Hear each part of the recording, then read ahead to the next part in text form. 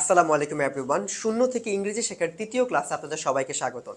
So আপনারা অনেকেই ইংরেজিতে প্রশ্ন করা শিখতে চাচ্ছিলেন এবং যারা ইংরেজি শিখতে চাচ্ছেন সবার জন্য প্রশ্ন করতে জানাটা খুবই ইম্পর্টেন্ট, কারণ প্রশ্ন না করতে পারলে আপনি কনভারসেশন করতে পারবেন না, কারোর সাথে কথা বলতে পারবেন না। আর প্রশ্ন করার জন্য সবচেয়ে ইম্পর্টেন্ট ডু ডিড ডাজের ব্যবহার শেখা। সো আজকের ক্লাসে আপনাদেরকে আমি শেখাবো একদম ধরে ধরে কিভাবে ডু ডিড ডাজ দিয়ে প্রশ্ন করতে হয়।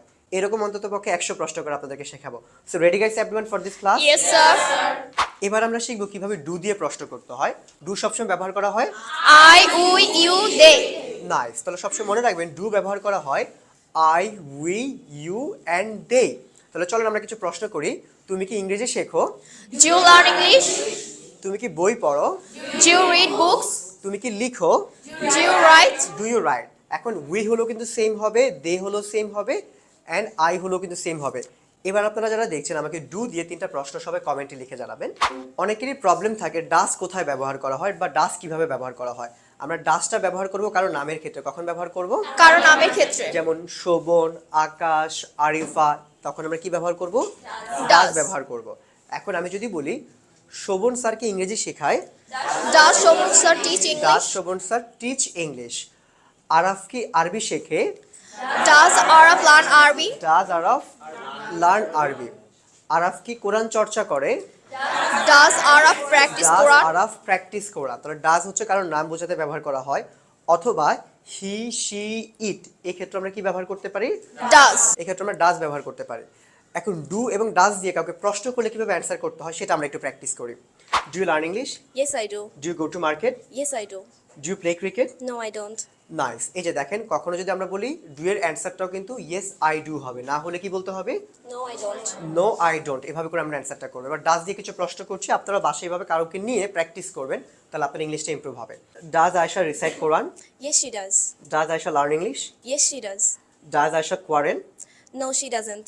No she doesn't. তাহলে ডাজ হলে ডাজেন বলবেন, ওকে, আর হলে বলবেন ইয়েস শি ডাজ। তাহলে পারবেন না সবাই? তো ডু দিয়ে ভাবে প্রশ্ন করতে হয়, ডাজ দিয়ে ভাবে প্রশ্ন করতে হয়। এখন আমরা শিখবো কিভাবে ডিড ব্যবহার করতে হয়। সবসময় মনে রাখবেন কখনো যদি অনেক আগের কথা বোঝাতে চান বা পূর্বের কথা বোঝাতে চান, তখন আমরা প্রশ্ন করব কি দিয়ে? ডিড দিয়ে। তাহলে আমি যদি বলি তুমি কি স্কুলে গিয়েছিলে?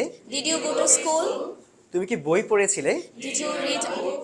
তুমি কি আমার মেসেজ দেখেছিলে? Did you see my messages? Did you see my message? মানে কোনো কিছু কেউ করেছিলেন, এই প্রশ্নটা করার ক্ষেত্রে আমরা ইউজ করব ডিড। Do did does. সবসময় মনে রাখবেন ডু ডিড ডাজের পরে ভার্ব ওয়ান হয়। এবার আমরা শিখবো কিভাবে ভবিষ্যতে কাউকে প্রশ্ন করতে হয়। ভবিষ্যতে প্রশ্ন করার ক্ষেত্রে আমরা কি ব্যবহার করব? Will. উইল ব্যবহার করব। যেমন তুমি কি ইংরেজি শিখবে? Will you learn English? Will you learn English. তুমি কি মার্কেটে যাবে? Will you go to market? তুমি কি ঢাকায় যাবে? Will you go to Dhaka? তুমি কি আমাকে সাহায্য করবে? Will you help me? এভাবে করে আমরা ভবিষ্যতেও কিন্তু প্রশ্ন করতে পারি। এখন যারা দেখছেন সবাই আমাকে উইল দিয়ে 3টা প্রশ্ন কমেন্টে লিখে জানাবেন। এবার আমরা শিখবো কিভাবে ডিড দিয়ে এবং উইল দিয়ে প্রশ্ন করতে হবে এবং প্র্যাকটিস করতে হয়। Did you see my text? Yes, I did. Did you message me? No, I didn't. Did you call me? Yes, I did. Nice. কোনো কিছু আমি করেছিলাম তাহলে কি বলবো? Yes, I did. আর করিনি? No, I didn't. No I didn't. Simple কিন্তু। এবার আমরা উইল দিয়ে কিছু প্রশ্ন করা শিখি। Will you go to market? Yes, I will. Will you learn English? Yes, I will. Will you practice English? Yes, I will. Will you cook? No, I won't. Nice. কখনো কোনো কিছু না হলে আমরা বলবো ওন্ট বলবো। কি বলবো? নো আই ওন্ট বলবো। ক্লিয়ার? না আমি করবো না, নো আই ওন্ট। তাহলে এভাবে করে আপনাকে বাসায় প্র্যাকটিস করতে হবে। সো সবাই যারা যারা দেখছেন সবাই চেষ্টা করবেন এই ভিডিওটা আপনার অন্য কোনো ফ্রেন্ডের সাথে শেয়ার করে, যাতে সেও দেখে শিখতে পারে এবং পরবর্তীতে প্র্যাকটিস করতে পারে।